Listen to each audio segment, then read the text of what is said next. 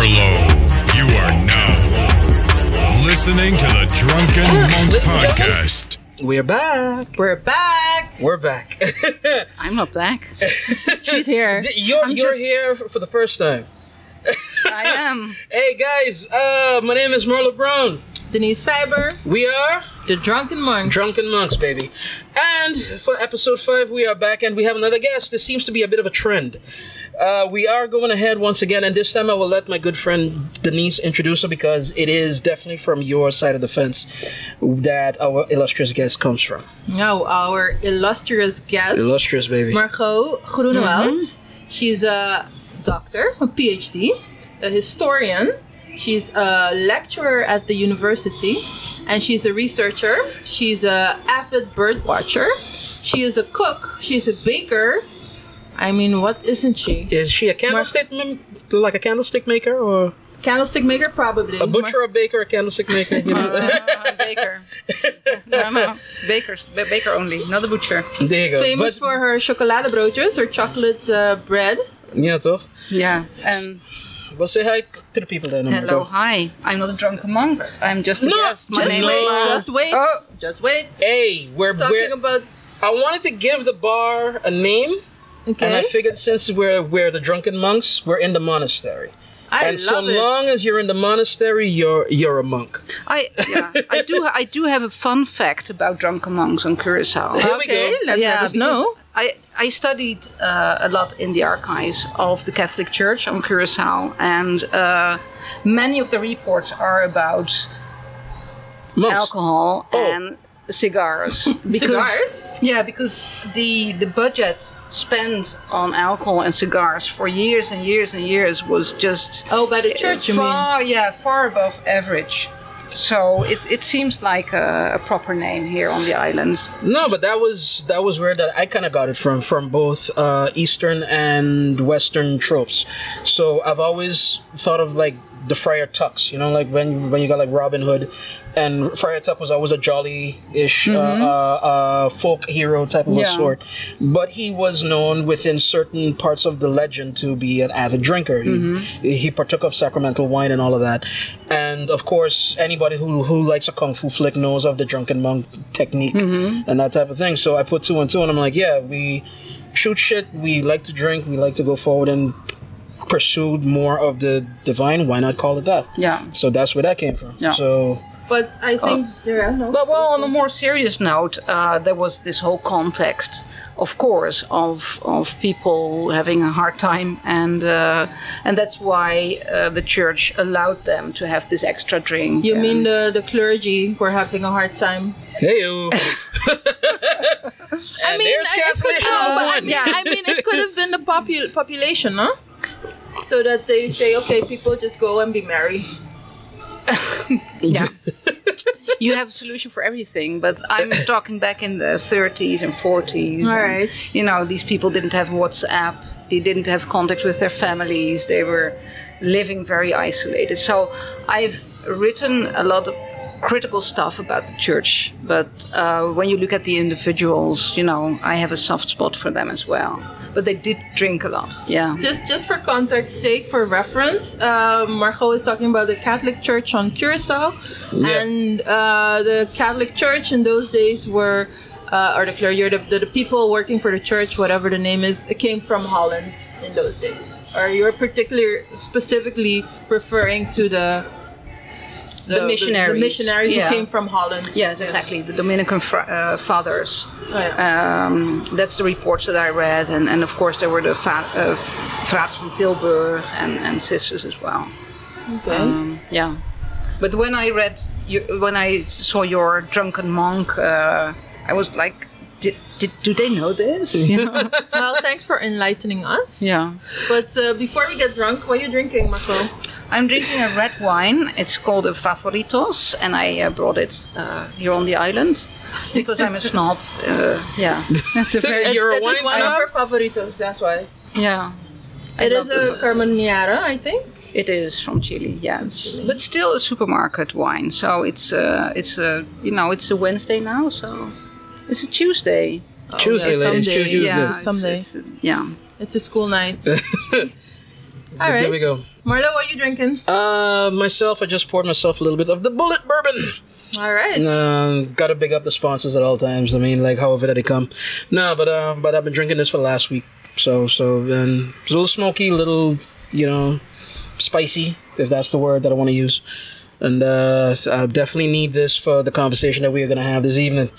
So, speaking of, Margot, we before we started rolling, we were just kind of getting into something that was a little bit like interesting. And yeah, guys, we did like a little bit of a warm up right before that we started. And the thing that interested me was that you made a statement, was that, and if I'm misquoting, please tell me, all the masculinity of modern Dutch men has been wringed out of them. By their women. By their women. Was that, did I misquote you, or? I don't know what to say for just to say yes, that's what I said, and just leave it there, right? Or burn my fingers. Now, I being a scholar, I must have phrased it a tiny bit more, diplomatically. Balanced. Yeah. Diplomatically, yeah. I see that we were talking about the Curacao masculinity, and toxic masculinity, and then I made this contrasting remark of okay, there is a lot of masculinity on Curacao, very manifest, right. But there is this other side as well in some societies where you would hope for a little more masculinity. But okay, so then that would raise me to ask a question, because my friend always whaps me on my hands. What masculinity is good, at least in your opinion? Not Margot representing anybody but Margot. Well, I never discuss masculinity, really. In the end, it's about being human and how you identify yourself and how you act in a natural way. So right. if being feminine or being masculine is how it manifests, and not how you're raised, but if you truly connect to what you feel, then it's good. And if I think there's a whole spectrum. So as long as it's natural, it's authentic, right. Just let it flow. But then what is the problem with these Dutch men? Okay, we're making a little stereotype maybe out of them. That was these Dutch men, them. No, but Margot was making a comment about these men who wear the same jacket, the AWB jasjes. We all know them. They bike together. They hold their wives or their girlfriends. He doesn't have a woman. No, as far as we know. Anita used to bike. Talk like he used to bike, back and forth to thing and whatnot. Yeah, but he doesn't have a partner for his AWB jasje. No. Okay. So he doesn't have an AWB jasje. That's why he doesn't have a partner, perhaps. That's it. Yeah. Mark Rutte, if you're listening, please go to the AWB and get yourself a jacket. Oh my goodness! We solve all the problems of the world here. Man. Jeez. No, but look, but wait. But then. That brings me to a particular anecdote, like kind of growing up. Like a lot of fellow allochtonen, let's say it like that. When we all moved there to Holland for our tertiary education, one thing on the social side became very clear, basically to us, at least back in the 90s going into the 2000s, because my uncles told me about this too, as well, right? Open season.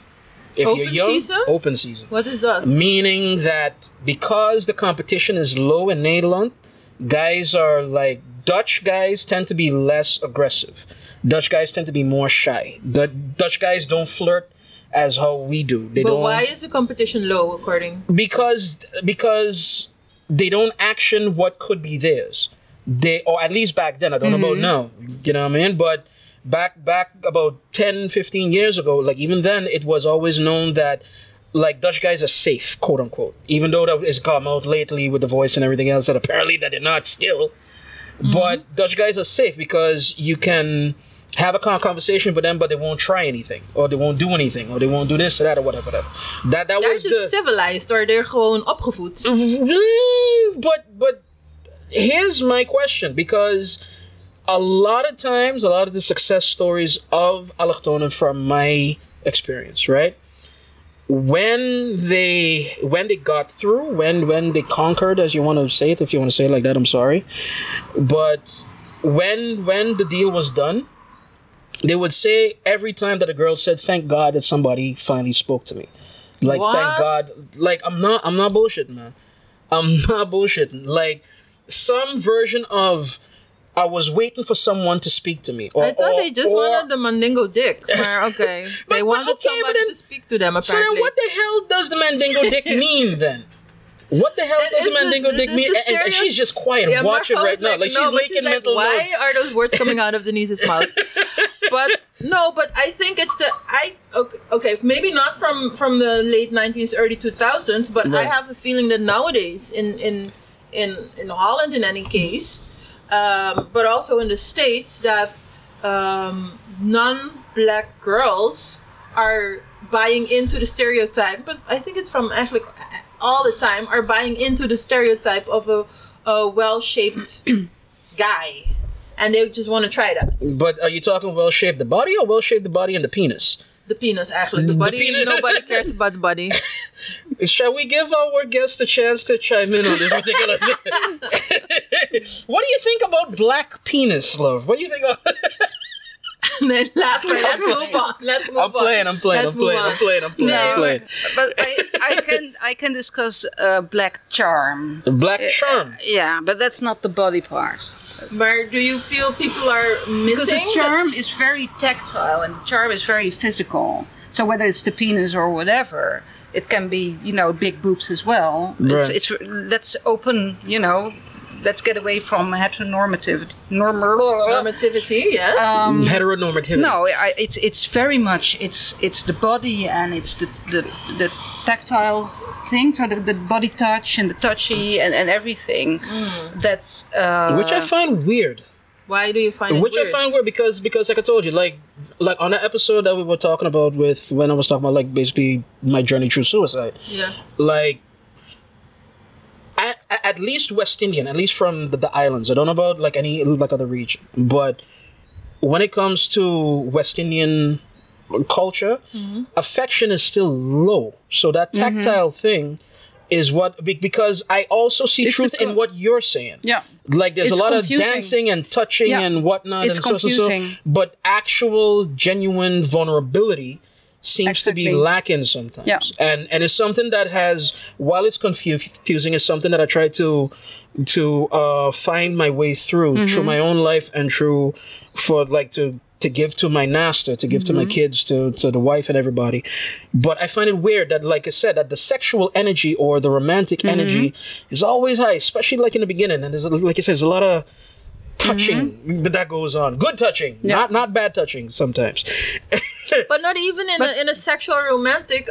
People just they can be very warm towards strangers, semi-strangers. Right. But then when it gets closer, maybe it gets a little bit Yeah. because people are hey douchey, Yeah. and But then it's not they a- touch you yeah. and all And that that kind hug of. that you gotta give Yeah. when you ain't see auntie in a while. Auntie, yeah, come here, man. That type of thing. Yeah, but it's not a two-sided coin. I think, especially when you look at the Dutch white people like myself, and I don't think you can just put everyone from the West Indies on one. Like in one group as well. Of course not. Of course no. not.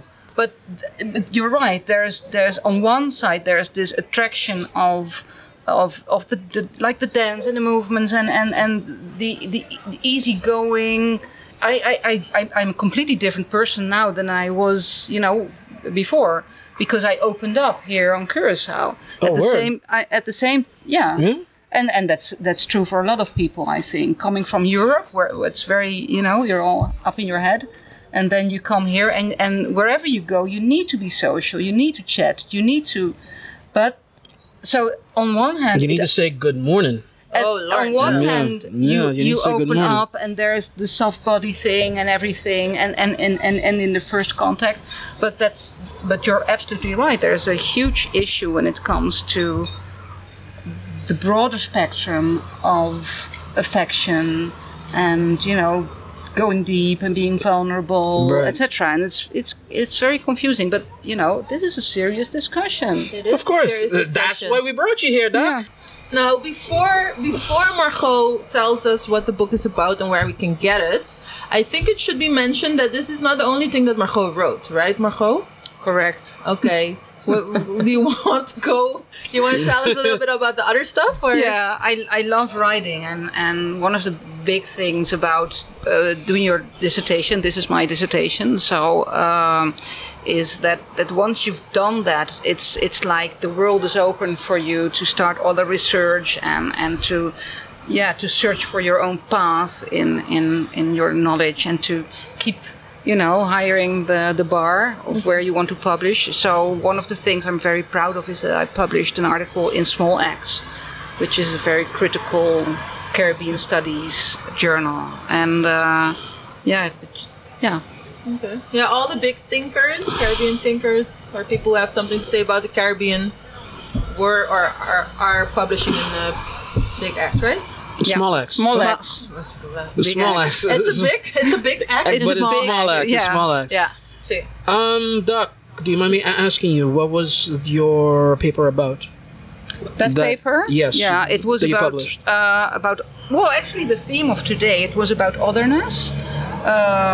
So the otherness is the whole concept of you being different from your environment, and that being very defining in lots of ways, but also in patterns of social exclusion. Right. And this was not about otherness of a group or an individual. It's a sociological term. Right. But I used otherness as a term for us as a nation, for the Dutch Caribbean, and how we are, we seem always to be sort of neglected by the Caribbean when you look at Caribbean studies. So you find a book, it says blah, blah, blah in the Caribbean, and you open it, and it's about everything in the Caribbean except for the Dutch Caribbean.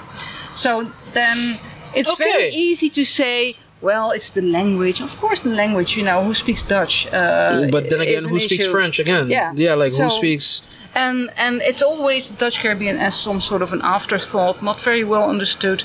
And there are things published about the Dutch Caribbean in English, so that's not really an excuse as well. So I was wondering, what's going on here? And so this article appeared in an issue that was about intellectual history, and I looked at the intellectual production and the networking of the intellectuals of the mid-20th century. Right.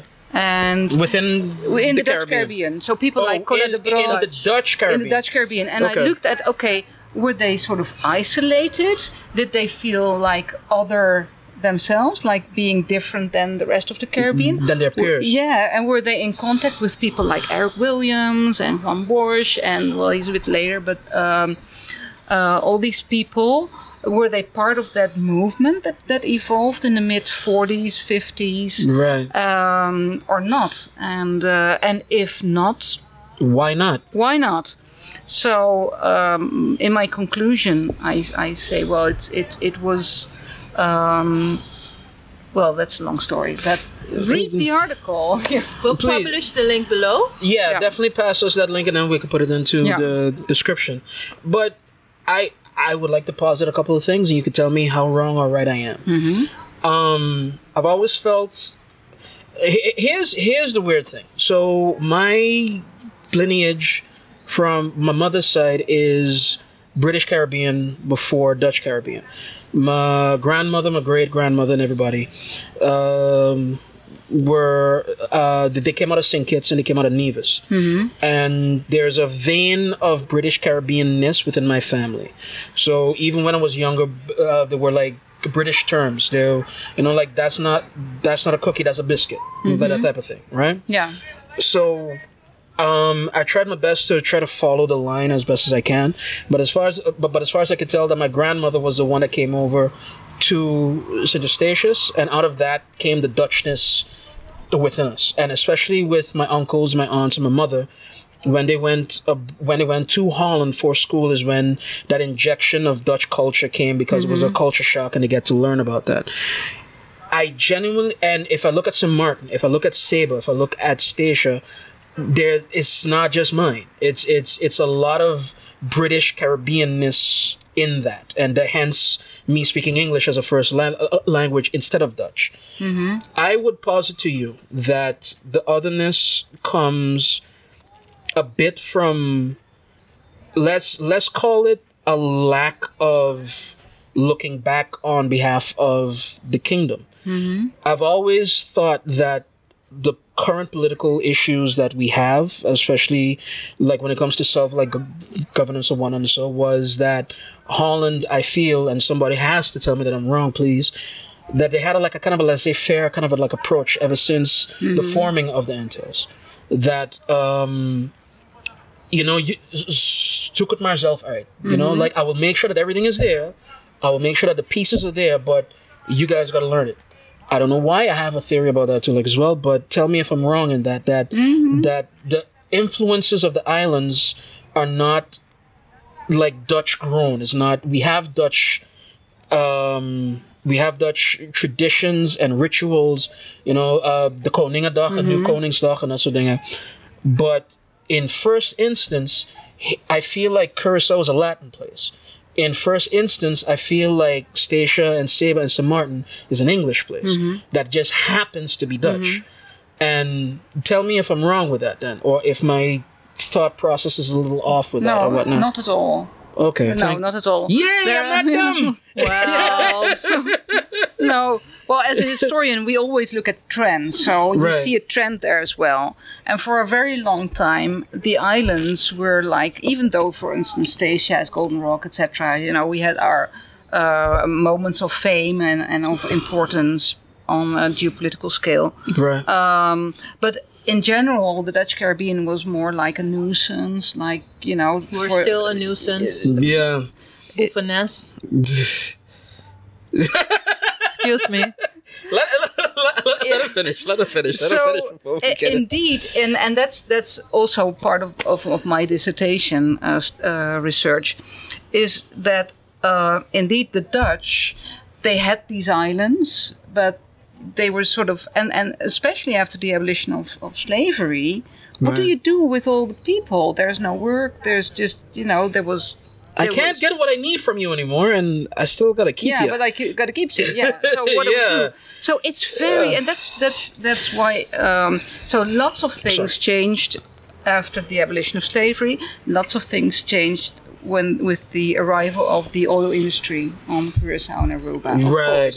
Like, that was a game changer. That was a game changer. And but still, and that's very important. The islands have never been sort of formed and shaped and fed, as a country, as civil society, as, like a full society. Right. It was always like, keep it like that. And so the patterns from there were not all broken later on, because once the industry came, it was very much about the economical what was at stake, so economical stakeholders. Right.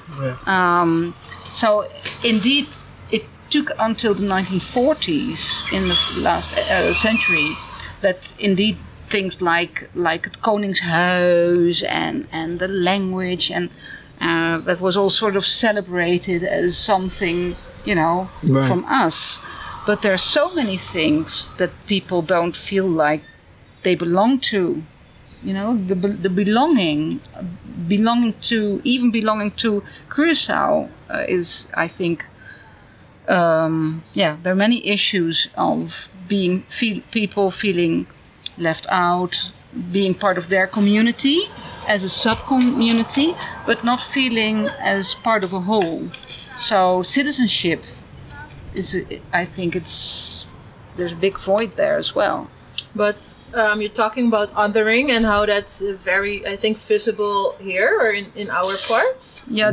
Just a side note that my article was as part of a research on intellectual history. So I'm not saying you cannot be you cannot be an intellectual. But I focused on people that were in a position to write, to travel, to artists as well. So Right. it wasn't like an anthropological or sociological study. It was intellectual history focusing on a certain group of people that I followed and I could follow because they are in the archive. So it's they not a were full. well documented. And right, exactly. Because yeah. because that's another thing too. Like, I can imagine that anything that you can do for yourself right now before the 40s would be a little bit rough as well. Because again, not much records of have been kept of anything.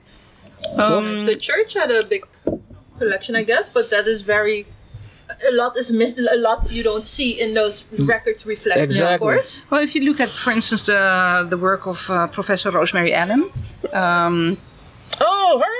Yeah, I know her. You should know her. Of course, One Rosemary of our Allen. biggest anthropologists, most influential anthropologists. Ma'am, I am a babe in the woods and I'm a barbarian at the gate. I am unwashed and unstudied.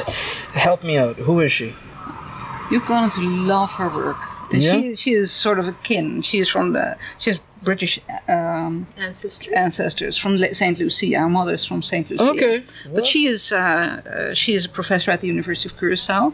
And my dissertation, which starts off in 1915 with the arrival of the oil refinery in Curacao, Right. is a continuation of her research. Mm. She studied the period after the abolition of slavery, Okay. but as an anthropologist historian. So what she did was 1863 till 1917. Di que Manera is the name of her study. Okay. And like all dissertations, they're all publicly available because they're funded by public money. So you need to put Go it to your library, online. folks. You know, just Online, Google. online, Just online. Google. Google it too. It's all online, yeah. And she studied based on, and that was the question, based on the interviews that were recorded by Pater Brenneker and Alice Juliana in the 1950s and 60s. Okay. So we have treasure trunk of voices recorded. Some of them even lived during slavery. Oh, And they word. tell about our society. And there's still a lot, available, not digitized, but there's a lot. So it's not everything, of course, because you course. need to put it in perspective, etc. But you're gonna love that study because it's like these voices are speaking to you There from you the go. past. Yeah.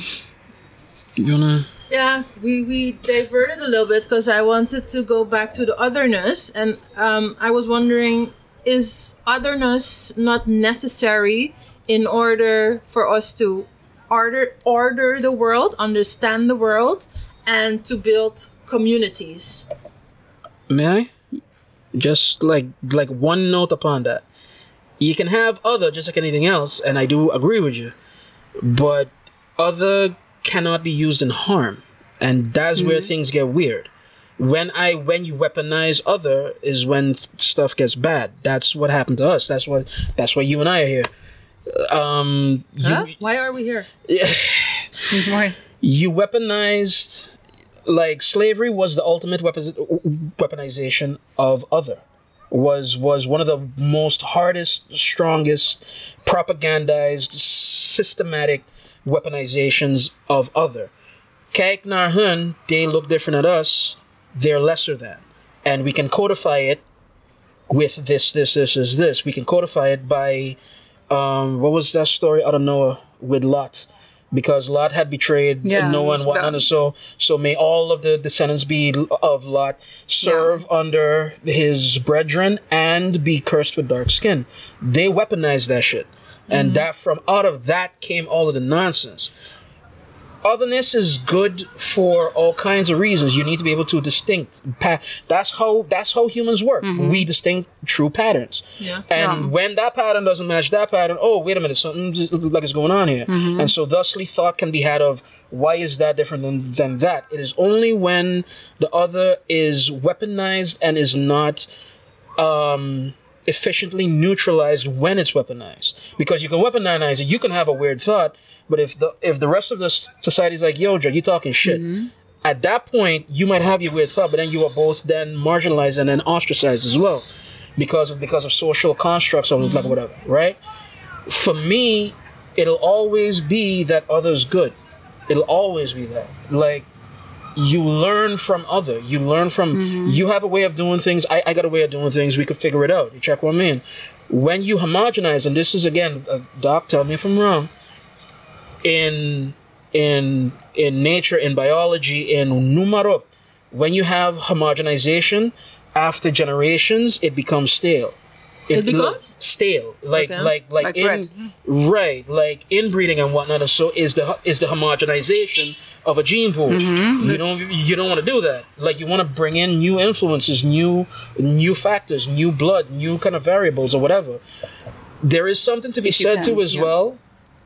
And this is the thing, and Doc, I'll give it to you like after this. I swear. I think that in the last 200 years, right, when it comes to especially the idea of nationalism, right, we have to define the border. Hell, we have a third world war threatening to do right now because of a thing as such as a border, right? When you have to define a border, and within the border, a certain amount of group of people, they have the customs, language, this and that, whatever, right? When you have that going on for 200 years, but then now with the advent of so many things, of internet and of technology and fail, where you can exacerbate these differences a lot quicker. So self-identity or national identity becomes a lot harder to hold on to. And that's, I think, is where like a lot of this angst is coming from, a lot of this populism is coming from, because people are changing too quick. And you can't stimulate the stuff too fast enough to be able to hold on to what's yours and use this as well. You lose self, and in losing self, it's scary as shit. So this is why strongmen and whoever's jumping up and telling folks who are scared, like, yo, Dread, don't worry about it. We got it. Nothing's going to change. Make America great again. We're going to do all of this shit. That's what I feel. If I'm wrong, guys...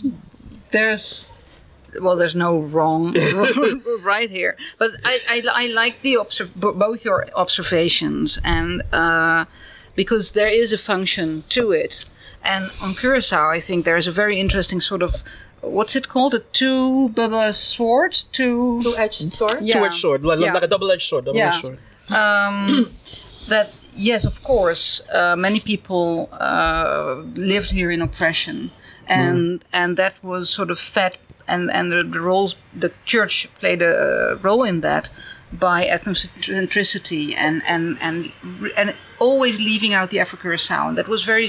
I'm sorry, I'm just discussing Curacao here because that's the situation I Doc, discussed. go right ahead, and if anybody comes at you in the comments, we're going to kick him in the ass. I swear to God. But I know you're from Statia, and I'd love to bring, to make the broader perspective. But, we're on Curacao, talk about it. Yeah, in Curacao, what you see is very systematically, not in slavery, but after slavery, and again in the oil refinery, the age of oil. And after the age of oil, time and again, it was the Afro-Curacao population that was sort of kept at the distance from development. Right. But what happens then, and that's the other edge of the sword, is that you get that the excluded communities start to form their own community. So the otherness has this sort of a positive feedback.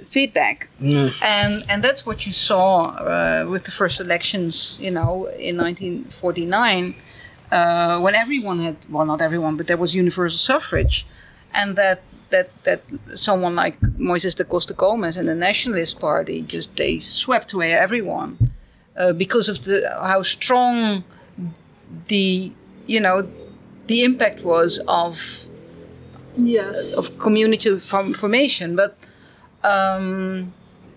yeah, but with Moises you can put another thing, because how, like, if you talk about marginalized groups, how much of a marginalized group was he? He was not the white savior, rich for 500 generations rich dude, but he wasn't Douglas Gomez. He was an intellectual. But what he did, and that's I think very important in our history, is that he formed this network of there were people who had voting rights, but that never had an education to to have a full grasp of what is democracy, what is citizenship, etc. So he knew that there was this huge knowledge gap to be filled, and he was not afraid of it. Other parties were afraid of that. It's better to keep, and the Dutch as well. I found that in the archives, and that's in the new article I'm publishing as well, that the Dutch, they said it's better to keep people at distance and have them not too much knowledge. But the Costa Gomez, like Eric Williams in Trinidad, like Juan Bosch in Santo Domingo, they chose people to educate the people bottom up, and I think he deserves some credit for that. Yeah, he definitely deserves credit. It's in the Small Axe article, Denise. All Small. right. I am definitely gonna read that sucker. It feels maybe like a natural stopping point because we've been at it for on and off for like maybe about a half an hour, like I think. Well, Right? Like, this refill. is and definitely like your wine is done, love. So at the very least, then we gotta put a little bit more look in your glass, or maybe get you like a cup of tea or whatever that you want. Oh, look at it there, like magic! Look at that. There you go. But, folks, we'll be right back. What she said.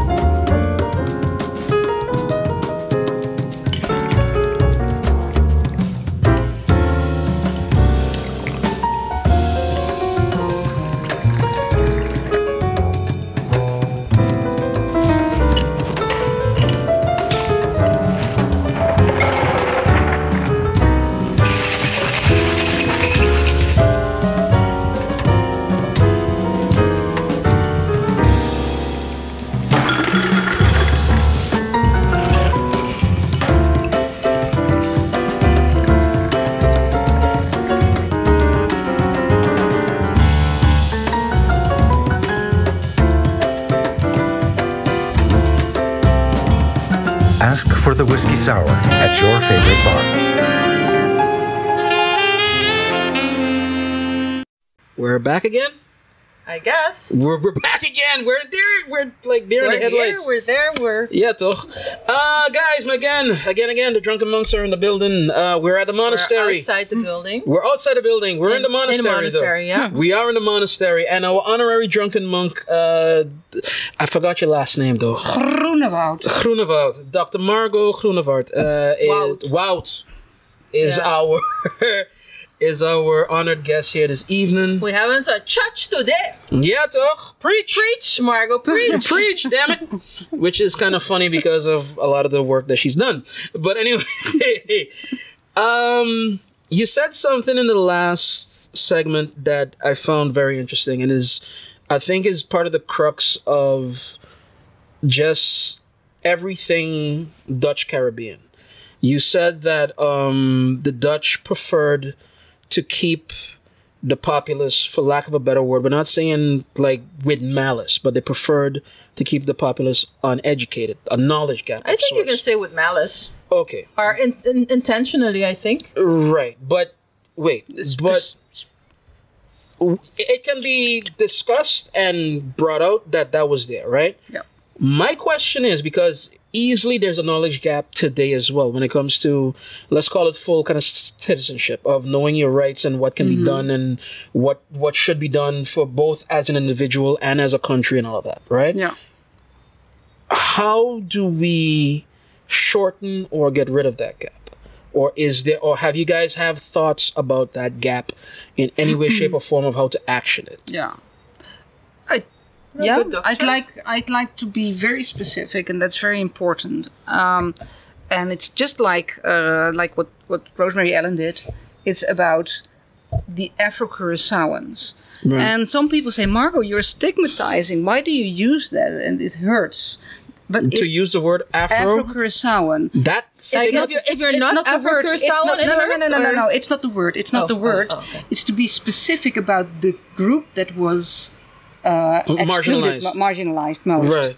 And that's because I'm not saying there's no racism in this. Of course there is. But it's a bit more nuanced because what happened in the 20th century with the oil refinery and everything, and that's sort of modern society, Right. is that people from the other islands, from Suriname, no matter what their skin color, they entered society at a higher level than the Afro-Curaçaoans.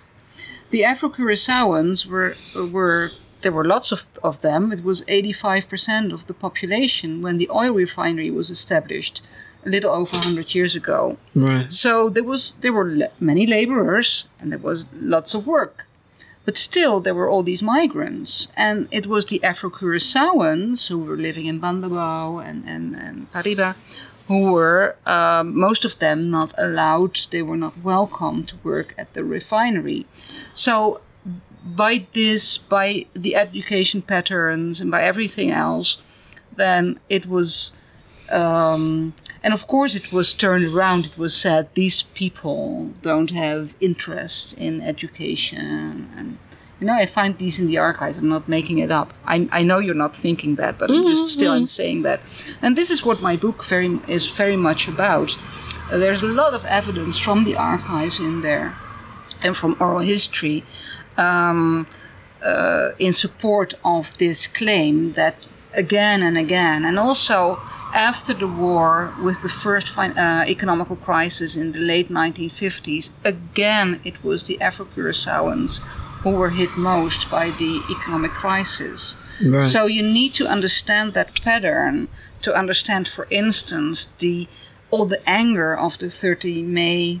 30 May. You see, Right. and yeah. But his sorry, D. Because I asked a question. You go ahead. You go ahead. It's not an answer, but just a sidestep, because Margot said it's a pattern, and you need to understand the pattern. And I think the pattern is repeating itself, because if you look, like recently, there's been much to do about big hotels coming to Curacao. I was just about to say, and thank you, finding Dee. laborers, finding people to work in the hotels. It was a big bululu, because either it's a trope or it's being said, or either we are internalizing what we've been taught, or it's also the company. The point was there are not enough local people to fill the positions, and it's not the hotel that's coming now. There are different big hotels, and everybody's saying we cannot find the people. They're not interested. They don't want to do the work. They're lazy. They're so. Nah, And you cannot isolate it, because it's a pattern, like you say. And it's worlds apart. I live in Vught myself. It's worlds apart. If my neighbor says, well, I cannot do this. Okay, I did it. Yeah. Fuck you. I'm not going to work there. Right. I can understand that, because it's worlds apart. It feels like I think it feels like sort of betrayal to your own background. And you can understand that if you live in that community, if you know the isolation, if you feel the isolation, if you know the people and you know what they've been through and how it all works. So I understand the hotels. I understand the sort of analytical craziness of the whole situation, but my first empathy is with the people who do not read the AD, who are not interested in English jobs, speaking jobs, who are not interested to be a clown. It is, and to entertain, because of this pattern. And of course there are. Well, here's an ugly one, and this is the one that I feel. This is the one that breaks my heart, beyond a shadow of a doubt. Outside of my normal interests, and this is a place where me and Dee, I think we hold our head to as well.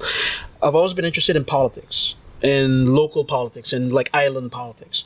I come out of station politics. I come out of St. Martin politics, especially. I knew a lot of the ins and outs of how that went, both in front of and behind the scenes. I come down here and I start at zero, because I have no context, I have no history, I have no nothing. So I have to kind of build up back. But I do have experience in tropes, and in certain tropes that have played themselves out, patterns that have played themselves out over the years. What I know, where political history is concerned in the Caribbean. The first thing I saw, beyond a shadow of a doubt, the first time I had to vote here, like I voted twice here, like thus far. The first time that I had to vote here, I went to every rally, went to everything, and the language used and the people using it already clued me into what was going on. Oh, that's the educated party. Oh, that's the populist party. Oh, that's the educated but black party. Oh, that's the this and that party. That there's a segregation amongst the community itself. You talk about Africa or Southerners.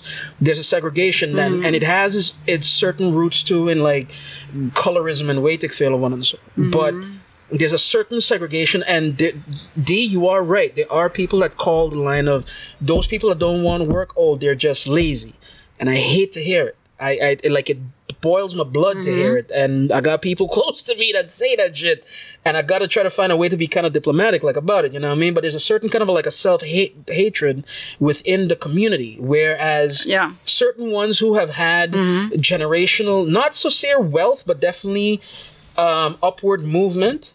That's generational, the pattern. like you know, like they look back on the rest. So like, if I could have done it, if my grandmother, my grandfather could have done it, then why not you? Yeah. And there are people who, while they might not be bespoke, they might not be learned with the pen and with word or what and so, they're not stupid.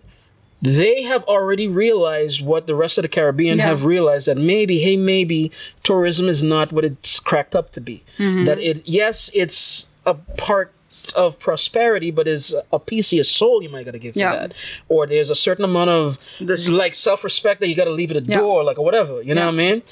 And with that, like you said, like I love the word that you use at all times, nuance, because that's my favorite word too, like as well. It's a lot more nuance in that. I love black and white like arguments because it's easy, but it's never easy. You know what I mean?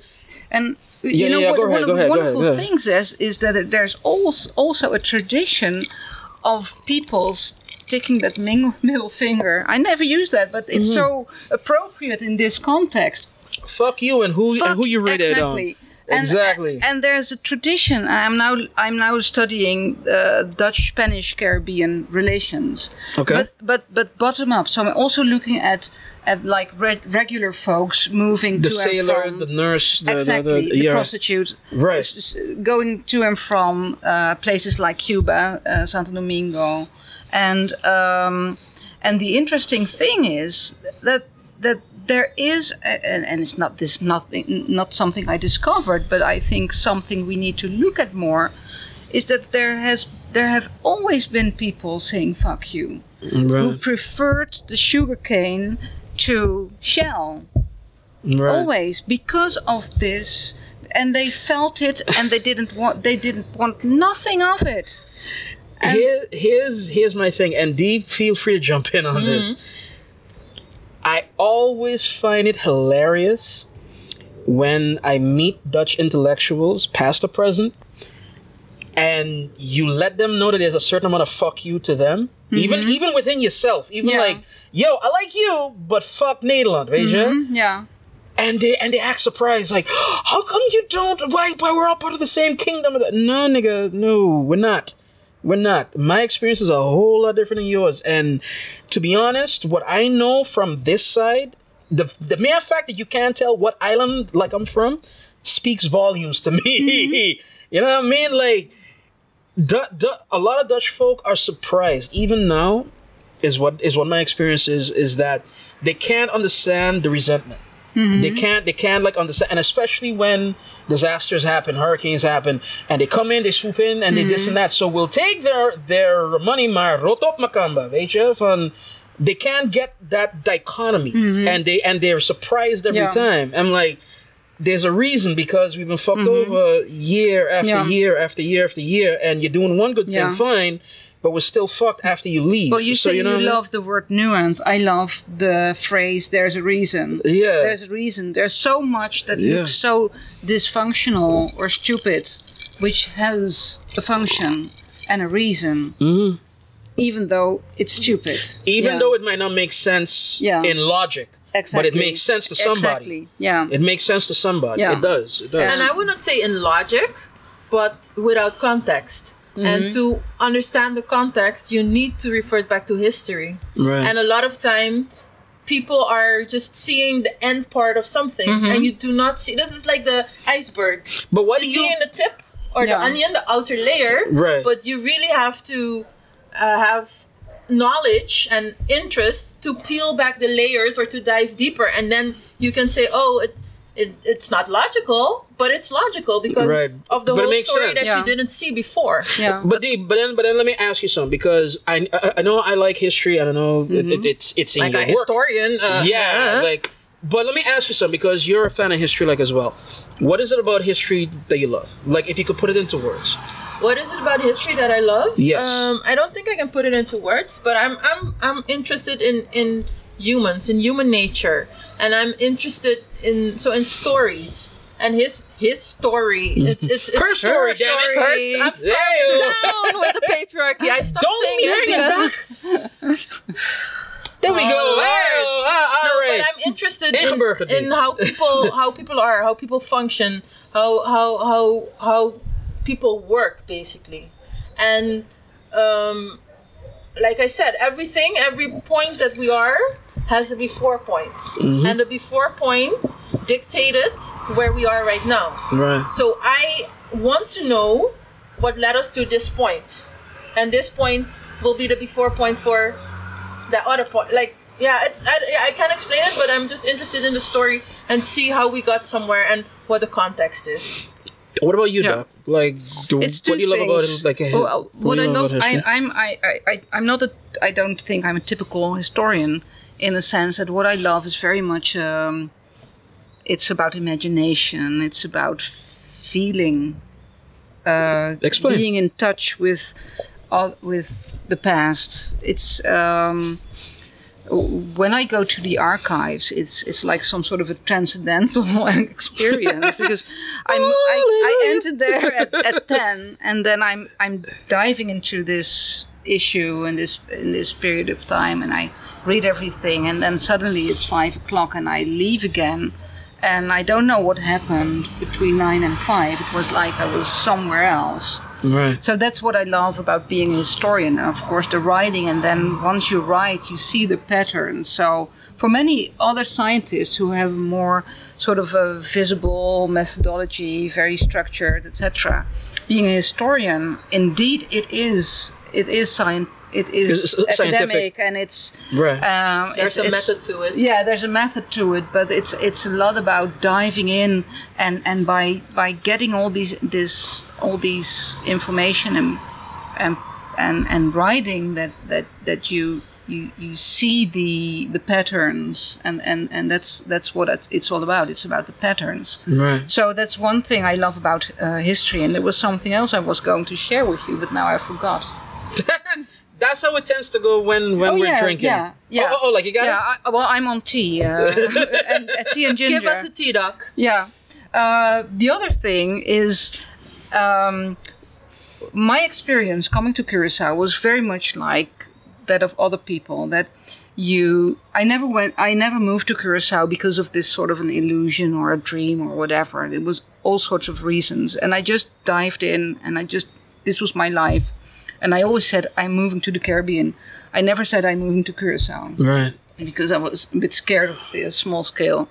So I moved to Curacao in 2007. And after then one year, you experience things that feel like an attack, because you don't know if you can, will you make it or not. Many people go back in 2 years or 3 years, or they are discouraged, or they are sort of like a panic attack is what you're saying. Yeah, like in a trap, because they don't really understand, or they start to complain and they don't stop complaining, or these stories. So basically the honeymoon phase has gone, and now reality sets in, and then you're case, it was never a honeymoon, but this is where history steps in. History was, for me, studying what I studied, going through the discussion with friends about very sensitive, very painful things of the past, and a lot of time I discuss what I've discovered with other people or what I think. Right. And it's like, oh, hey, wait a minute, I'm from this island and you're telling me this? Right, right. So it was like you feel comfortable enough to tell me this. I do. Yeah, you know, like when, like if they're going ahead and you're like, wait a minute, but hold on, you're telling me this, like that but can't. Sometimes then the conversation stops because you feel like you're telling me I should know this, so it can be a bit intimidating for some people as well. Right. But anyhow, how I see it was like my research in doing this historical research.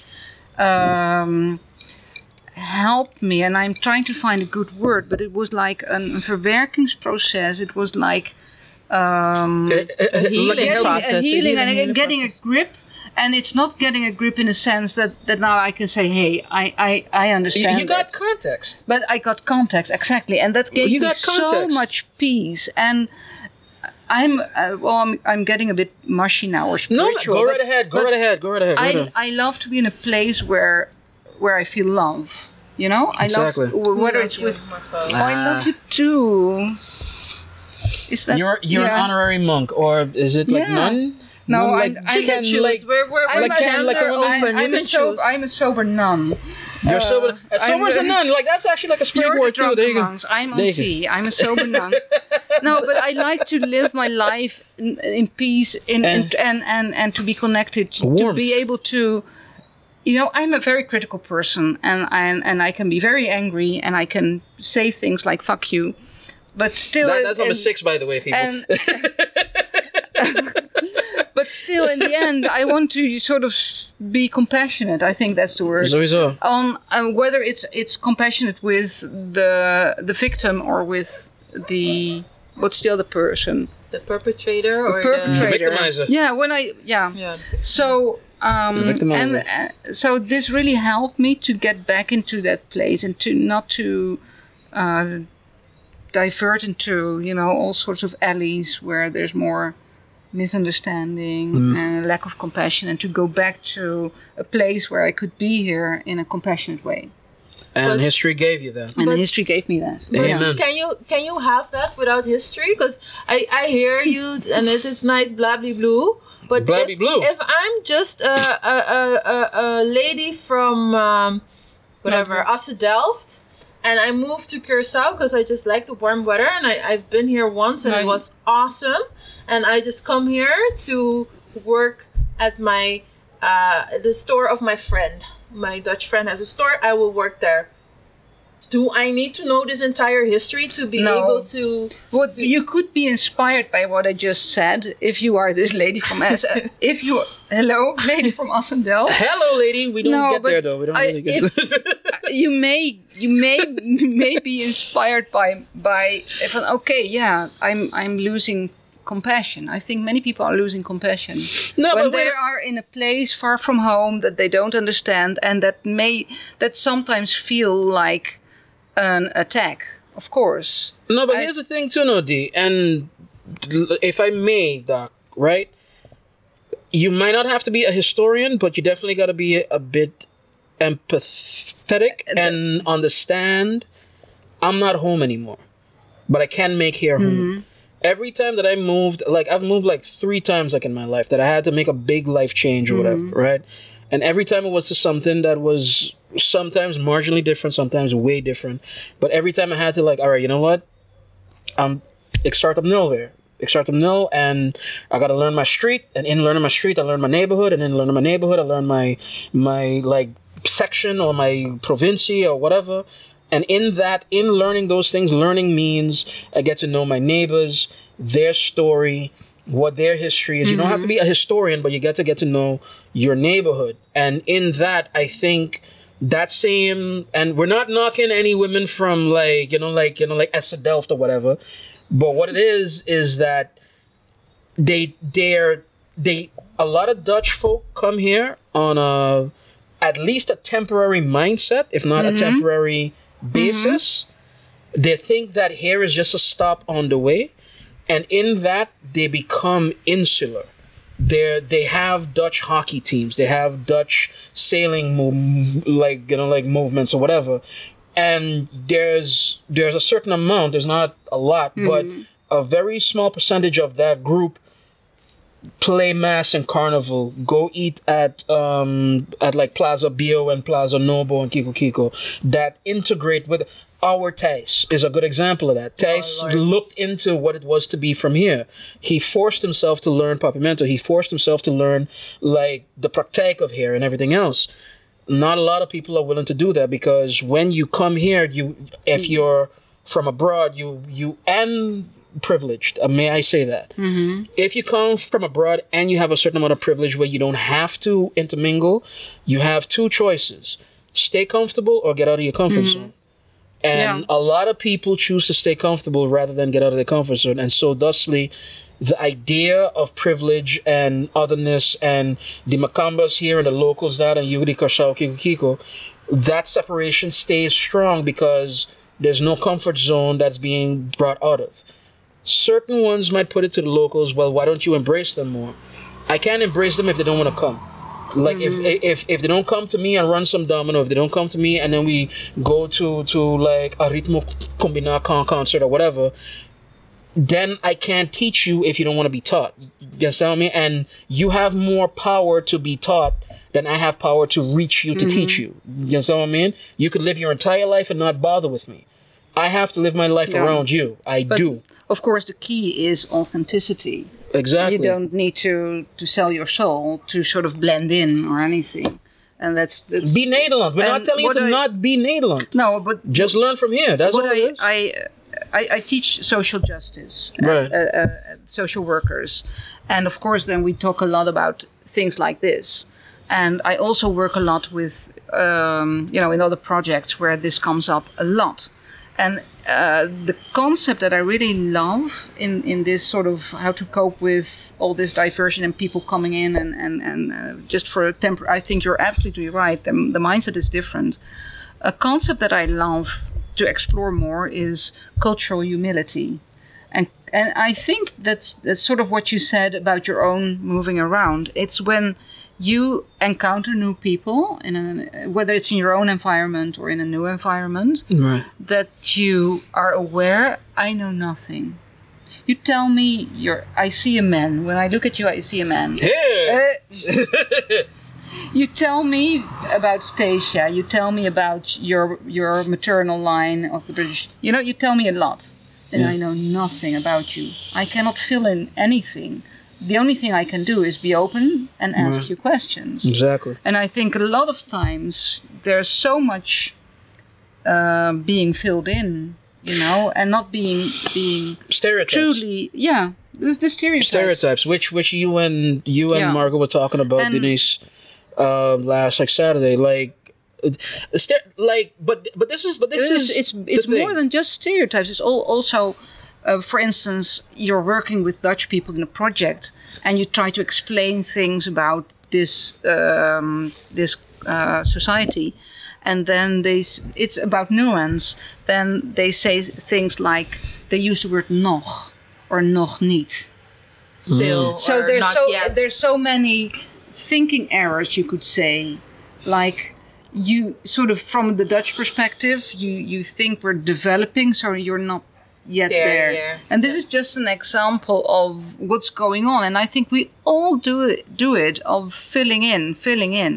And it's true, I think, a work of art in how you are in life, if you are able to be fully sort of blank. But that's not possible. Fully blank. It's not possible, but it is haalbaar. Haalbaar. I think it's an aim. You should always strive. So you will never reach there, but you should always continue to move towards there. Right. It's like this, right? I will always have my opinions about all kinds of groeperingen. That's just everybody. You will have an opinion about something. That you need to live true life. Your identity is determined a little bit by your opinions of things, right? But you can put your opinions aside. I think that's what both y'all are trying to explain here. That the blank is not blank. The blank is let me just dust this off. It's a little dirty still, but let me get it as least dirty as possible so that I can put this other thing here. And Yeah, I'm not sure if it's sorry to cut you across to, it, No, to go ahead, go ahead, put go it aside, but to be very aware because I cannot be blank because I've been raised in this colonial, post-colonial society. I'm a woman raised as a woman, a black woman of Surinamese hair. You know, like I'm an anthropologist. I'm a legal person. I am so many things, and those things You're not inform. illegal. Illegal? You're legal. A legal You're not. person. Oh, Illegal, Een not- jurist, een jurist. you're not illegal. Nee. Hey, dog with the pun. Anyhow, maar my background. I'm always very sharp when you Ja, start. dat is verschrikkelijk. Maar anyhow. And I love it. Shush. But I'm my... not stereoptyping her. No, Never. no, Never. of course not, of course Praten not. Zo, wat spreek jij goed Nederlands? Ja, heb ik in het vliegtuig geleerd. No, That was a long 9 hours, Jack. But the way I look at people and the opinions I formed are because of how I am formed. So you can say, Yeah. you can leave that aside and all that kind of way. Maar it is, I think it's more of me acknowledging my position. I think it's about me understanding, like, okay, I'm university schooled, and I was raised in an environment where academic prestatie, so academic how do you call it? Performance was deemed very important. Right. So this is why I look at certain things this way. So not saying my opinion, I will put it aside. No, I'm gewoon extremely aware of my position in relations to others. But here's the thing. Here's the thing. And because actually there's like 3 ways to enter what you just said, right? The first thing that struck me, and again, this is not knocking you because we all do this, is that there seems to be like a sentimental attachment, a heavy emotional attachment, not just to the label that we give to others, because that's part of the problem. The more invested you are in a label of otherness, the harder it is to give it up, right? But you're also invested in the label of yourself. You just explained it. I'm a black woman. I'm here, this, that, right? How heavily you identify with that, with those labels, and how heavily you, let's say, you put stock into the naturalness of that particular label, is how hard it is for you to get away from that label as well. Is how hard it is for you to be able to go put it down. Part of the reason, again, post-colonialness and one and so of the colorism of that laziness tag is a big one, because they're lazy, so they're unworthy. Like moral stance has been put on certain labels as well. You're hardworking, you're studious, you're this, you're that. Oh, and they happen to be red-skinned. Hey, they're lazy, they're always gambling, they're always drinking, they don't want to work, and they happen to be black. Black gets tossed into the mix. The light-skinnedness gets tossed into the mix, and then is when it becomes dangerous. Because you don't blame them for being other, you just want to uphold what you are. And when you're invested in that, when you really want to hold on to that, anything outside of that matrix is a problem then. Because then you are threatening my identity. It's not that you're other. You could be other, but as long as you don't bother me, that's cool.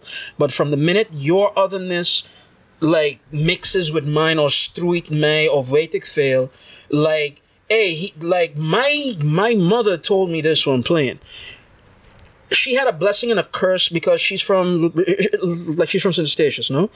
She had a blessing and a curse. She was she's red-skinned, but at the same time, she was from up north. There was otherness to up north as well. So when she was going to school here, she was studious, she worked hard, she did all the things. The redskin allowed her to not get her ass kicked every day.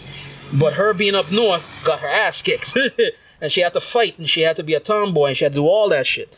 Because it was it was messing with the lines. It was messing with what the definitions are. And that whole thing of this is this, like you said, be cognizant. Be very cognizant of who you are and what it is. Don't be too attached to it. That is always going to be my thing. Nobody had stronger labels than me. I had to figure out how to be black, cisgender, male, and nerd where I came from. Like, I'm unabashedly nerd. I'm proud. I'm like, I raised the flag. in the 80s and the 90s, it was still a bad fucking label to have. It was like, yo, you're getting dunked in the fucking garbage bin at like in high school. You know what I'm saying? I still fucking did it. Why? Because it was a part of me. It started to become a problem when I became arrogant.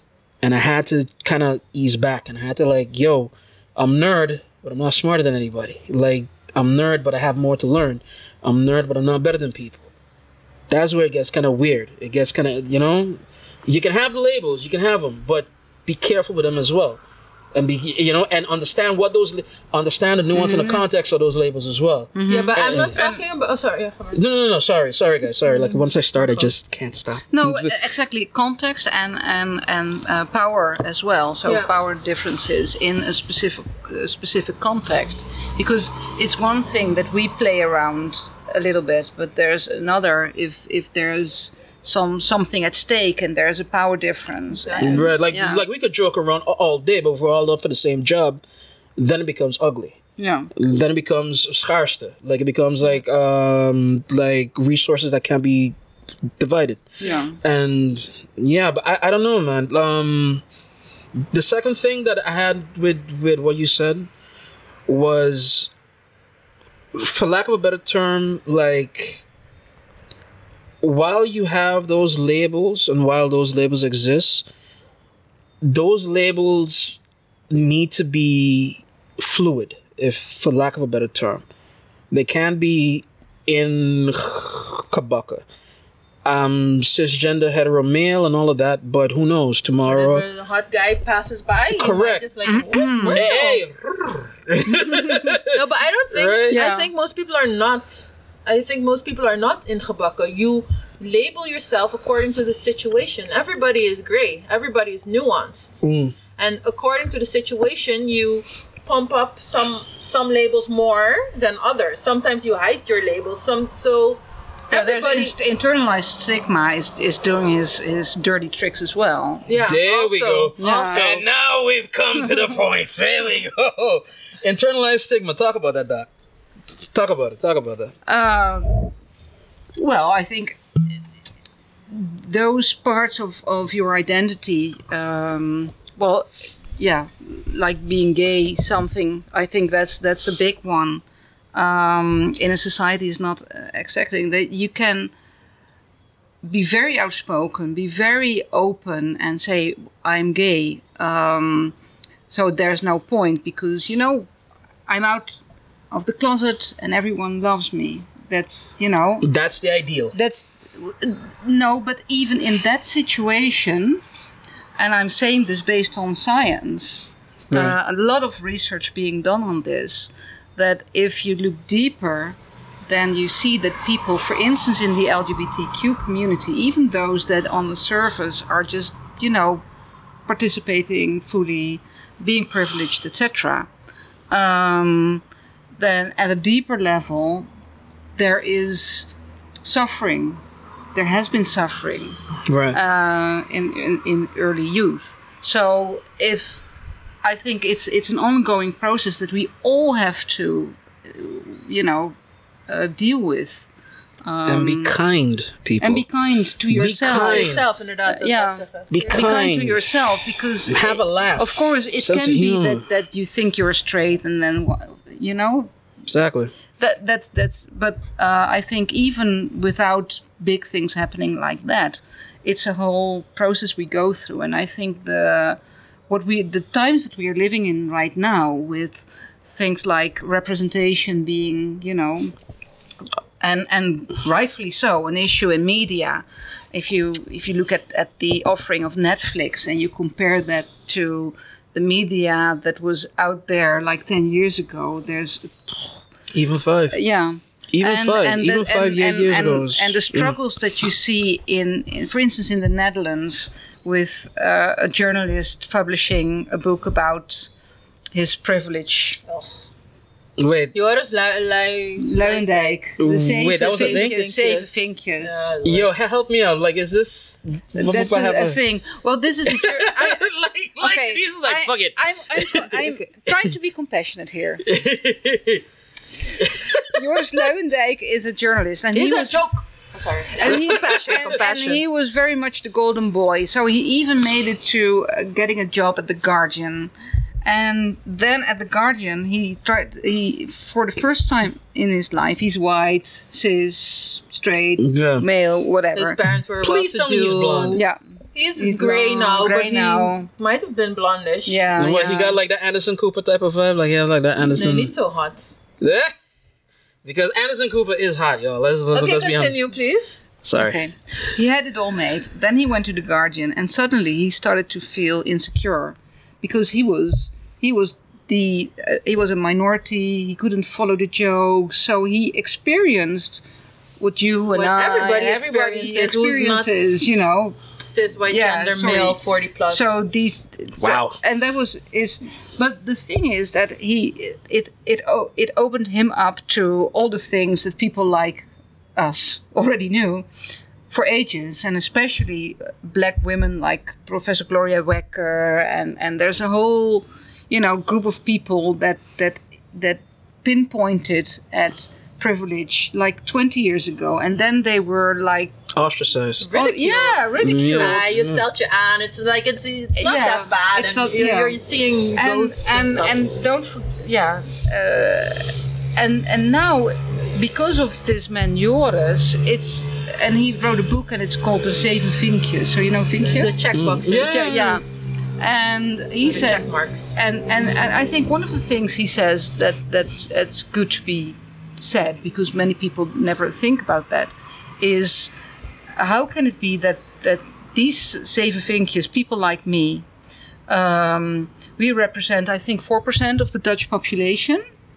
But if you look at the CEOs of the big companies, if you look at the government, if you look at the higher positions, we're everywhere. So, and then he says, and I think that's the point that I like that he made. Compassie. Yeah. Compassie. I'm the sober nun here. As the sober nun, what I like about Joris Luijendijk, even though, of course, we're not sharing our chat conversation about him, is that he said, how can it be that we give so much power in our society to this group of people that don't even have the skill, the need, the capacity perhaps to have full empathy with people who are not born with these sort of traits. Yeah. And who was not born within that particular matrix. That of course we are a society full of issues. Mm-hmm. And this is I think that's a good point. I would. It's a good point. But he's not giving full credit. It's like he suddenly like he had like an epiphany, but it was it's like really nigga, really like I think it's sad, and I don't know when he was at The Guardian. Maybe he was already in his 40s or late 30s, mid 30s, around about late 30s. Yeah, like it is incredible to me that in your late 30s, you all of a sudden discover that how it feels to be marginalized, because he's sitting at a table. He comes with this, in his mind, brilliant idea, and his whole life, all his ideas were deemed to be brilliant just because he is the 7 check marks. Right. And all of a sudden, the people were not interested in him. Yeah. And then he felt insecure, all kind of like a whole drama and identity crisis. And now he wrote a book about it. But you're just on television, right? But listen. Yeah. You have to forgive my friend, even though that you probably work with him more.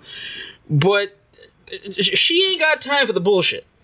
She ain't got time. She ain't got time for the bullshit. Is that you need the bullshit? Like people have been saying this for ages. But that's the bullshit. And it only becomes interesting when the golden boy is crying on television and it's saying... It's the same with Arjen Lubach about Zwarte Piet. Then suddenly the Dutch people understand that Arjen Lubach, the white guy, explains it. Yeah, no, and by the way, he has his new show, which I watched it, bad. The Apple show, the shit is dope, bad.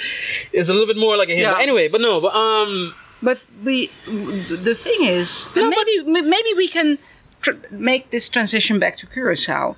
The thing is, at least in the Netherlands, there is there's a lot of things going on. Like we have these phases in our life Right. where it really hurts and nothing seems to go okay. Basically, the Friends theme. Yeah, yeah. And then, but then, I'll be there for you Yeah. when the rain starts to but fall. then, but then, eventually, these are the most interesting parts of your life. in a way. Exactly. And, It's supposed to hurt. yeah. It's supposed to hurt. And in the Netherlands, there's a lot of turmoil and hurt going on, and stupid things like this. But at least something's going on. And Right. then going back to Curaçao and my work as an academic, Right. I think that sort of the sort of the central theme of my work and research is that such a process never seemed to really started in Curaçao. So it's somewhere, but it's not out I there. don't think I don't think it's correct to say it's never really started, The but embers. it never really became collective. Exactly. Right. There And- are pockets of it. Was it Yeah. inderdaad? Het Hell, popt op, you het and I popt are a op. pocket of it. What the fuck? And Like, then, yeah. no, Yeah. but this Of is course, it's not like nothing. Of course, no, but not no. in a continuum. So No, it's not a what you see- zeitgeist. Like it's not a zeitgeist. No. Like it's not full on. Everybody's thinking about No, it. yeah. No, but you see, and this is what I come back to. Now, this is my opinion. I'm not putting this on you, Doc. She's exempt. I mean, this is Marlo and his weird ass theories, right? I liken the Antilles, and especially when it comes to government, right? I liken the Antilles to Holland being the parent, us being a 6-year-old or 8-year-old or whatever. You're feeding right into that. Wait, no. Okay. And they left us with the keys to a Porsche and they're like, okay, drive. But we were never taught to drive and we're not old enough to know how to drive, is what I feel. You know what I mean? Across the board when it comes to certain things. What you're talking about something to take hold, like a national idea to take hold. And the reason for me why it hasn't taken hold here is because we haven't gotten the tools yet to know how to think. And it's not that we're not like it's not that we're dumb. It's not that we're dumb. It's not that we're dumb, but there is a certain amount of, and I'm not talking You're about sounding like a Dutch colonialist, No, man. no. yo. I'm not talking about whatever intellectual that has come out of here. I'm talking about it hasn't trickled down. I'm talking about from the ground up, people being able to even question van, hey, luister, what I'm reading, is this right or wrong? Is this, do I take it whole face at whole value, or do I be a little bit kind of critique about it and double check it or do whatever? That has not taken hold. And that was never given to us for obvious reasons. Well, first, I see a lot of interesting things in what you say. Right. I would never make the comparison with the child because that was part of the oppressive language that I found in the archives. My apologies, folks. My apologies. No, that's not. It's just it's very interesting because I think many people have that thought, and there is a sort of a logic in the thought. It's just the child's thing, but that's out of the conversation. But you know the term "hendehumielde"? Hendehumielde. Help me out. That's Humble people. Humble people. That Right. if you Hende humilde. Okay, yeah. boom, yeah. So a lot of older people, or well, not really older, they would use that phrase in a very positive sense. Like, my grandparents, they're hendehumielde. Right. And they always and just to break in eventjes.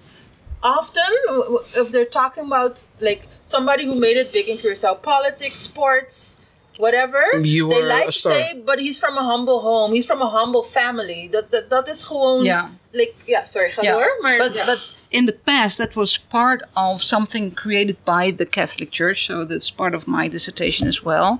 Is that it was part of what you really wanted to be. And Rosemary Ellen writes about that too. I'm borrowing that book, by the way. see about that. Yeah. So, the Afro-Curaçaoans, the oppressed, was not a minority. They were 85-90% of the population. So would they have formed one group? They could have just kicked out everyone in a second. Right. And they didn't. Which can still, but No, and they didn't. So that was a part of the way that people have been, and not everyone was part of that, but have been treated, made dependent of the church, etc. So that's a whole story. I'm not That going you to. were conditioned to be Yeah, but that's Humble. intergenerational. So humble. yeah, but I did speak with people that just shared their stories of being humble. But then suddenly they would say, when Doctor came, suddenly we could breathe. And suddenly everything changed. So apparently this whole recollection of the good times when we were humble, poof.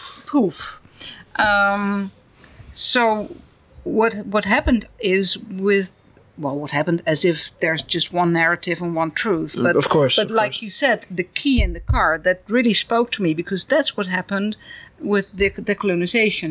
So after the Second World War, then the whole world, and especially America, and with the establishment of the United Nations, it was all about, you cannot be a colony anymore, you need to be autonomous, and blah, blah, blah. Right. Here, the islands decided to stay part of the kingdom, or decided, they didn't decide, but that was sort of common Nuance! Nuance! Anyhow, we stayed in the kingdom, and whether for valid reason or not doesn't, that's what it was. But within just a few years, there was no civil society. There was no developed citizenship. So citizens being part of processes of leadership, processes of decision making, Processes of evolution. So like innovation. But innovation, like you need. Listen, you don't just need the CEOs and whatnot. So you need the engineers and the artisans to bring newer processes in. But hey, we could use the car this way. We can use the car this way. You can do this that way. Or but whatever. What I'm referring to is the citizenship that, if you compare it, for instance, to parts of Europe, then you see that not for 10 or 100 of years, for really centuries, there are societies in which everyone feels like part of the society and like a pillar of society. That's citizenship. I'm part of the plan. And part of the plan. So that includes, in whatever setting, that you, even as a child, you learn that you're not an individual, you're also part of a collective. So that this shapes your way of thinking. Sometimes I need to compromise with my individual needs for the collective good, and in the end, that's good for me also. Because a rising tide lifts all boats. So all democracies that sort of want to function in a healthy way function based on a civil society in which you have citizens that know that the democracy is not just about voting. It's about every day being every a action. Yeah, every action. You are not my favorite person. Okay. You are not my favorite person. Correct. This is something I've been preaching from ever since day one. Democracy does not start, nor does it end with your vote. Exactly. It is holding, at the very least, holding your leaders to task, because you have the ability through the freedom of speech and the free press and all of that. Yeah. And so you hold them to task with your vote, but you can also hold them to task in other means as well. And there's also things that you can do outside of that you can group up, labor unions, that type of thing. Exactly. Done well. Yeah. I want to say Right? here we don't Yeah. understand Done well. what their Done role well. is, Exactly. Done well. But even that is a good example. Like, labor unions just became another tribe and became another power block That's exactly. to exert dominance. They're politicians. Right. Yeah. And oppression. what is messed up is that you have the few who have the capital means, and you have the few that have the populist means. And they fight against each other or amongst each other all the fucking time. And those that are within the capital of the capital means, so are part of a bigger company, like, or whatever, or those that are within the populace, so that have like populist thought and things should be free and fair and whatnot, they're all made to fight against each other, but not against the top. And that's the problem. Yeah. That is ultimately Yeah. the problem. But yeah. So, okay. so you're, You know? to use your metaphor of the car and the keys, yes, almost one day, from one day to another, here is your democracy, here is just Yeah. a society with Make it work! programs, and something that the Netherlands themselves built in ages, you know? And took help from And too, it because was- influence from Spain, influence from France, influence Yeah. from England with the Magna Carta, all that shit. They had a history of all that shit, and now from one day to the next, light switch on. Yeah. Your democracy. And oh guys, you're fucking it up again. Now let us swoop in eventjes. Yeah. Well, How could you get this wrong? We get it right. You know, But and that to me, Doc, you will forgive me, but that Your last ultimately. point, Marlo. And then I want to hear Margot. Yeah. No. It just bugs me about Dutch arrogance where that one is concerned. There's no other point beyond that. It just bugs me that Dutch arrogance don't get context. That you've had history to figure this shit out. You've done your good practices and bad practices, and you've evolved and Okay, all but- that shit. No, has it been acknowledged by the people in Curacao I don't know. themselves? I generally But don't know. what do you mean? Well, this deficit, if you call it, Yeah. democratic deficit, and the roots of it, and the Yeah. historical roots of it, I think that should be such a big item for discussion. But it doesn't seem alive. If I look, I'm not a citizen. I'm preaching citizenship, But you're not a but citizen. I'm You're not a citizen. I am a citizen of Curacao. I'm not acting as one because I'm not doing what you wrote do. a freaking book. I did. That's my part of. That's I do you're- participate. I pay my dues, but I'm not doing what you do. I'm not going to political rallies or whatever because I think it's a charade. Right. Because it's You don't have it's faith in it. You don't have faith because in it. it's better for some people to play that role and play that game without criticizing it, without really saying, is this the system that works? Is this the system that we want? It's better to just continue with this. Status quo. Yeah, for some people, No, but and because it really makes me depressed to think I don't read papers. I know I'm a lousy intellectual. I don't follow the news. I don't go to political rallies Doc, because I've also eased up with them. yeah, but because I have. because it's so sad, and that's the conclusion of my dissertation. If you don't do a Control-Alt-Delete, if you don't say as a country, okay, we've had this past. Reset. Thank you. We do a reset and we build up. It's like what you do in a garden, you know. We cut down everything and then we start again.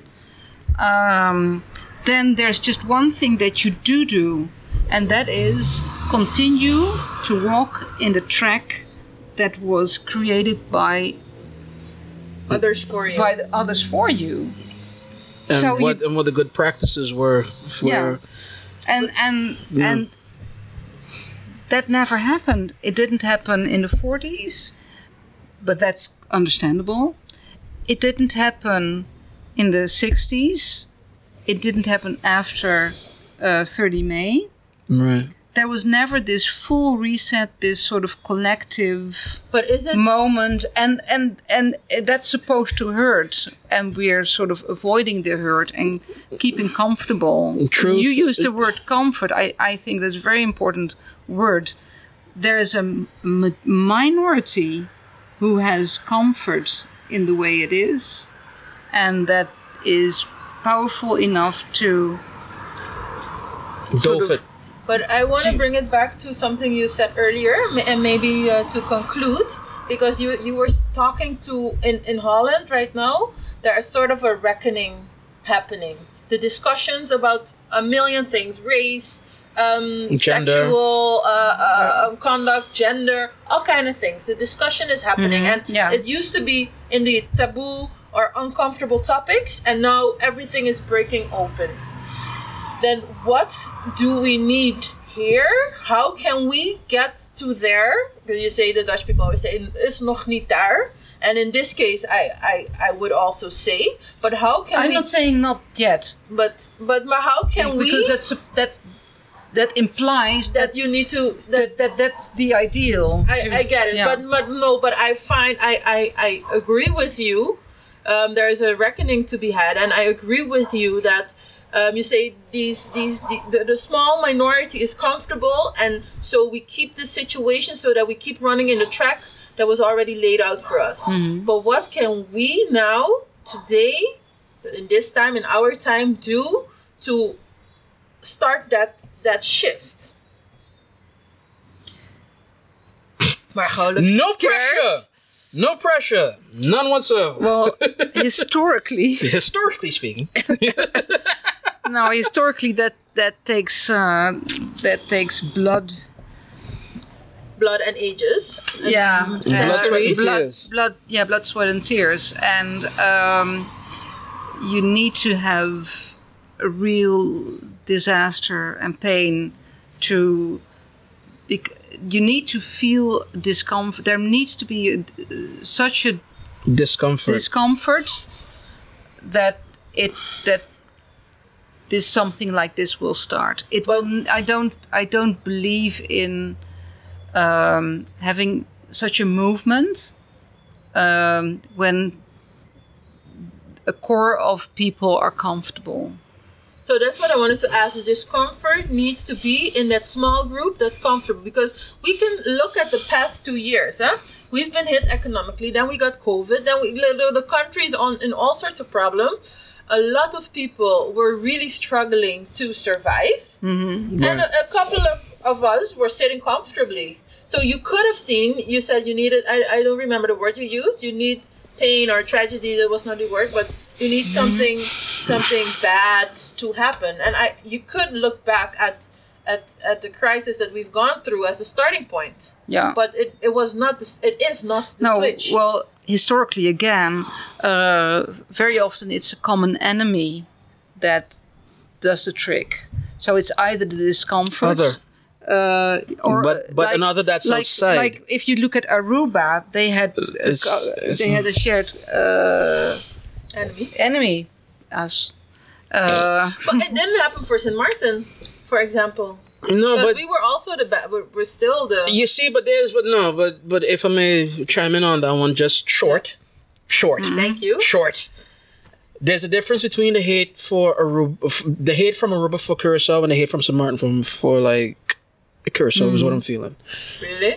I think that is a key kind of difference, because, for lack of a better term, and y'all gotta correct me if I'm wrong, but I think that Aruba and Curacao was Aruba felt it was Curacao, or it felt it could be Curacao, and as a country and and I can't have you knocking in my head as an older brother, even though I'm just as tall as you, I'm just as whatever as you, whatever, and the cultures are way too similar. So it's like, nigga, I'm tribe too, but you don't treat me as tribe. You treat me as lesser or other or whatever. I don't think an Aruban would ever use the N-word. Yeah, but actually, or maybe worse, they would in in a whole different context. Yeah. But what I'm saying is, and the thing with St. Martin was like, and again, people, feel free to correct me in the comments. Curacao was, the bad guy, but it was nebulous. It wasn't every day. Again, now we travel every week to Curacao, St. Martin, whatever. But back then, it was a trip. It was a trip to come here. It was a different thing. It was, you get off the plane, it's a completely different world or whatever. And in that, and it was once in a blue moon. It wasn't every day. And you had family members that went to here. A lot of people from St. Martin, from Statia, from Saba, they either went to Aruba or they went to Curacao in my parents' age to further their schooling. So you do feel yourself part of the tribe here. Yeah. Even though the tribe does not accept you, you do feel as if you're part of Curacao lies in you. And so thusly, the hate is not as, it's not as zero, it's not as this, it's just like, I want to handle my business. And let's be honest about, to Martin, as well, a lot of it has to do with the corruption of where money go, where money is spent, and do I want to be corrupt in my own land? Yeah. So Martin was making a lot of money hand over fist, like at that point. It was paying for a lot of the debts that the Curacao was going through, like as well. What happened was that the Boeven in St. Martin didn't like what the Boeven in Curacao were doing, and they were like, we could do our own Boeverij, and that's where that, again, y'all, I'm sorry, that's where a lot of that bullshit came from eigen land and St. Martin apart and dit and dat and one and so and so. The locals didn't give a fuck about it. And when you look, it's very interesting what you say about the local perspective and how you would travel for education and your family would, etc. Right.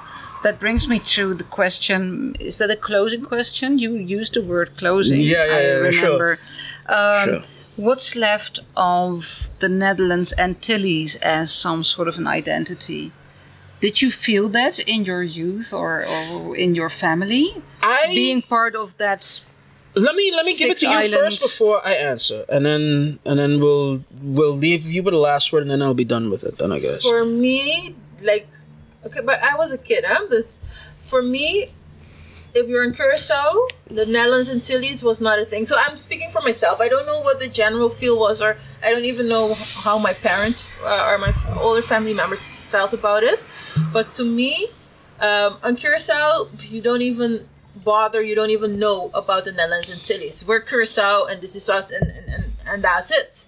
But now when you're up against the Netherlands, or when there is an outside force, Olympic game, then we're the Netherlands Antilles, and we brothers and we sisters, and we are one. And so I won't say locally Netherlands Antilles was not a thing for me, but externally it could have. It was kind of situational. It was an identity that you could use. Yeah, like it was kind of situational.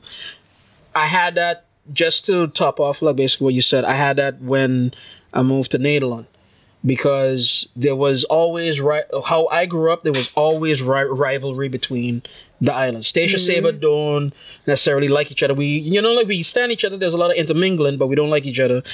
There's another liking. Samantha looks down on both of the SS's. Here, Curacao looks down on everybody. Bonaire's left out of the conversation, and Aruba is trying to tell all you, fuck you. So yeah, like that was that rivalry that I grew up with. But to answer her question just a little more, the moment that I became acutely aware of my Antilleanness, if that was a word, I could remember because I've always been curious about history, like I said, and especially my own, like family history, like that type of thing. So the first questions I ever asked my mother was like, Ma, okay, so where were you raised? And, an answer here, an answer there, like fill in the gaps. But there was a moment when I was, I think, 14, maybe 15, and we're in the kitchen, and I'm starting to put the pieces together, and I'm like, but wait a minute, hold on. I told my mother, Ma, you ain't from Statia, really. You're not a Statia woman. She turned around and she got mad at me. Like, not mad, but like playful mad. Boy, stop. I'm from Statia. Yeah, but Ma, but most of your formative years were in Aruba and in Curacao. She's like, so then she sat me down real serious. It was one of the few times. And she asked me, listen, ask me again. Who am I? Ma, who are you? She said, look, I have Curacao in me. I have Aruba in me. You have from your father, family in St. Martin, family in Curacao, from both of us, all of that, right? What I do is that I take the best of all. So there are traits within Curacao culture, Aruban culture, Statia culture, whatnot, and I make it my own. I leave the bad, I leave the bullshit, and I take the good. I refine it. I'm Antillean. I am this and that and that and that. But if you ask me where I'm born, where my heart lies, I'm here. So it's wherever you choose to make it, son. Whatever you want to do with it. That moment fucking blew my mind. There was a range of moments with my mother, but that one in particular always stuck with me. And from there was like, oh, I could be anything I want to be, but then it's what I choose to be. And if I choose to be here, let me see what the best parts is. Let me start to learn. Let me get the nuance. Let me get the nuance. And let me try to work it out. And from there, I never looked bad on Antillean ever again. I was like, that's my brother, that's my sister, that's my brother. Yes, I think we should stop here because it's so nice and inspiring. It's the closing remark. How are you? Ma, you gotta watch this piece. Really? No, this is the closing remark. No, but it's still triggered. And when you were talking, when I finished my thought, okay, last point. I was, because I said, yeah, look, when I'm here, I'm Curaçaolean or whatever, and then for the external world, I'm Antillean. Right.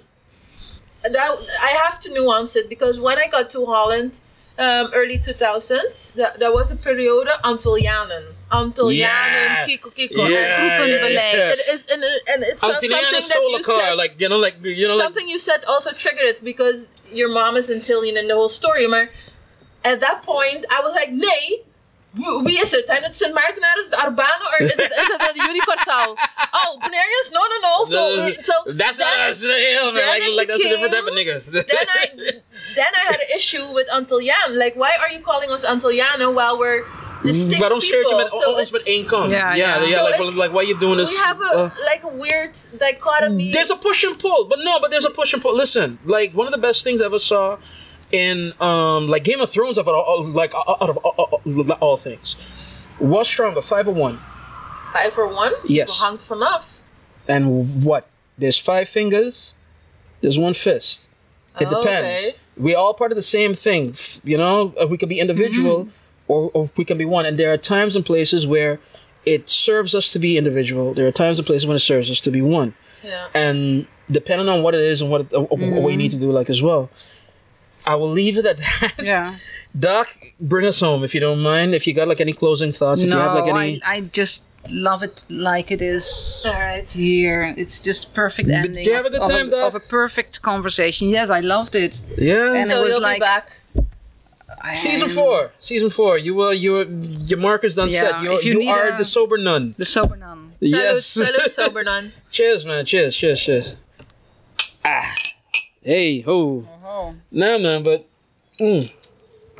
guys, that was interesting. Of course, this was a hell of a evening. There was a hell of an episode. Yeah, story ain't done. A story ain't done, and definitely, Adriana, I am looking at you. Mackie, I am looking at you. All of our supporters who would eat up a conversation like this. Please leave a comment. Let the doc see it as well. Let us see like how that she sees that this thing evolves and whatnot and so. And Doc, I do say on behalf of us as well, thank you. I don't know if D got something to add. No, I really liked the conversation, and I'm sorry I had to stop it because we can go on all night. Yeah. And I think we just leave on this note, so leave you wanting more. Yeah, toch? And thanks for joining us in this convo. The sober nun. That's what we're gonna call this episode. And thanks for going with us to all these places, because we tend to be all over the place. Yeah. And you just went right along with it. Yeah. So thanks. Yeah, man. So, Doc, it was dope. Denise, it was dope. It was nice. People, the drinks are done. My drink is nearly done. I believe this is us. We are gonna say peace, good night, and we'll see you next time. Deuces. Deuces. Peace.